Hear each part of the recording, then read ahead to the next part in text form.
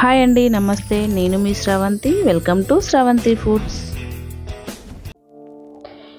ఈరోజు మన వీడియోలో చూడబోయే రెసిపీ వచ్చేసి టమాటా చింతపండు వాడకుండా చిక్కటి గ్రేవీతో ఎగ్ కర్రీని ఎలా చేయాలో చూద్దాం. ఈ ప్రాసెస్లో కనుక కర్రీ చేసినట్లయితే టేస్ట్ చాలా బాగుంటుంది. ఈ కర్రీ కోసం ముందుగా ఇలా ఎగ్స్ని ఉడికించి పెట్టుకోవాలి. నేను ఇక్కడ 5 ఎగ్స్లను తీసుకున్నాను. మీకు ఎన్ని కావాలంటే అన్ని తీసుకోవచ్చు. ఉడికించుకున్న ఈ ఎగ్స్ని పొట్టు తీసి బౌల్లోకి వేసుకోవాలి. తర్వాత ఇందులోకి కొద్దిగా కారం, ఉప్పు, పసుపు వేసుకొని ఎగ్స్కి బాగా పట్టించాలి.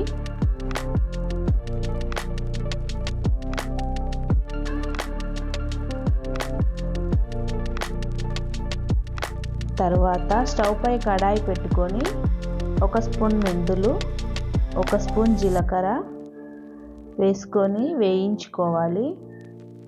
ఇలా వేగిన తర్వాత వేరొక బౌల్లోకి తీసుకొని మెత్తని పౌడర్లా చేసుకోవాలి. తర్వాత ఇదే కడాయిలోకి 1 స్పూన్ ఆయిల్ వేసుకోవాలి. ఆయిల్ వేడైన తర్వాత మనం కారం పట్టించిన ఎగ్స్ని ఇలా ఫోక్తో హోల్స్ చేసుకొని ఆయిల్లోకి నిదానంగా వేసుకోవాలి.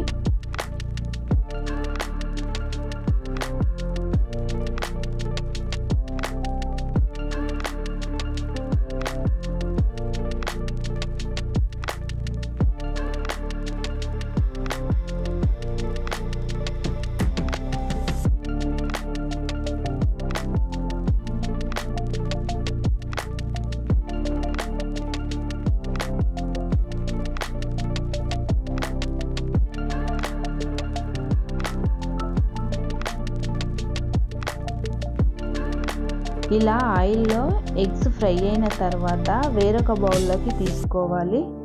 ఇప్పుడు ఇదే కడాయిలోకి మరికొద్దిగా ఆయిల్ వేసుకోవాలి. ఆయిల్ వేడైన తర్వాత 2 పచ్చిమిర్చిని వేసుకోవాలి. తర్వాత ఒక పెద్ద ఆనియన్ని కట్ చేసి వేసుకోవాలి.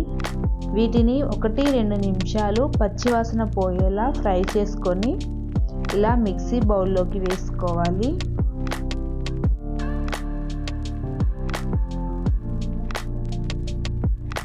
ఈ ఆనియన్స్ని మిక్సీ పట్టుకుందాం. తర్వాత ఇదే ఆయిల్లో సన్నగా తరిగిన ఒక ఆనియన్ని వేసుకోవాలి. ఇలా అంతా కలుపుకోవాలి. తర్వాత 1/2 స్పూన్ పసుపు వేసుకోవాలి.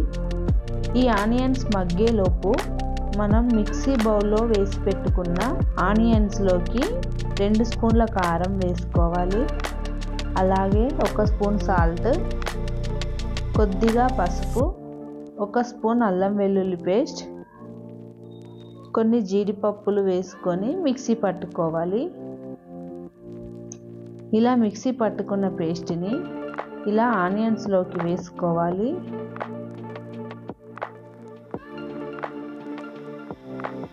ఇలా అంతా కలుపుకోవాలి. తరువాత 2 రెమ్మల కరివేపాకు, కొద్దిగా కొత్తిమీర వేసుకోవాలి. మూత పెట్టి 2-3 నిమిషాలు మగ్గించుకోవాలి.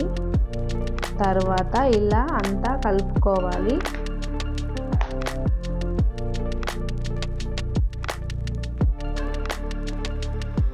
తర్వాత ఫ్రై చేసుకున్న ఎగ్స్ని వేసుకోవాలి.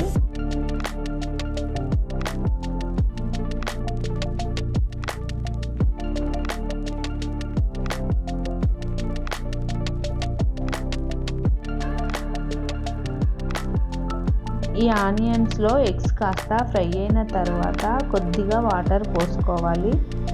2 నిమిషాలు ఇలా ఉడికించుకోవాలి.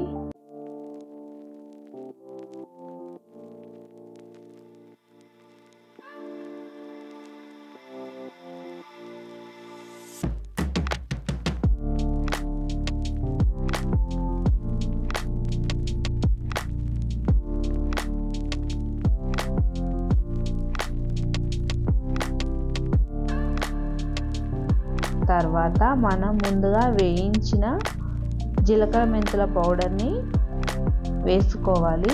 చూడండి, ఈ విధంగా గ్రేవీ ఉంటే సరిపోతుంది. ఇప్పుడు ఇందులోకి కొద్దిగా కొత్తిమీరను వేసుకోవాలి. ఇలా అంతా కలుపుకొని 2 నిమిషాలు మగ్గించుకుంటే సరిపోతుంది. చూడండి, ఆయిల్ పైకి తేలి కర్రీ ఎంత బాగా వచ్చిందో. ఇప్పుడు దీనిని ఓసారి కలుపుకొని స్టవ్ ఆఫ్ చేసుకోవాలి. అంతే అండి, ఎంతో టేస్టీగా ఉండే ఎగ్ కర్రీ రెడీ అయినట్లే. ఈ వీడియో కనుక మీకు నచ్చినట్లయితే మీ ఫ్యామిలీ అండ్ ఫ్రెండ్స్కి షేర్ చేయండి. తప్పకుండా మన ఛానల్ని సబ్స్క్రైబ్ చేసుకోండి.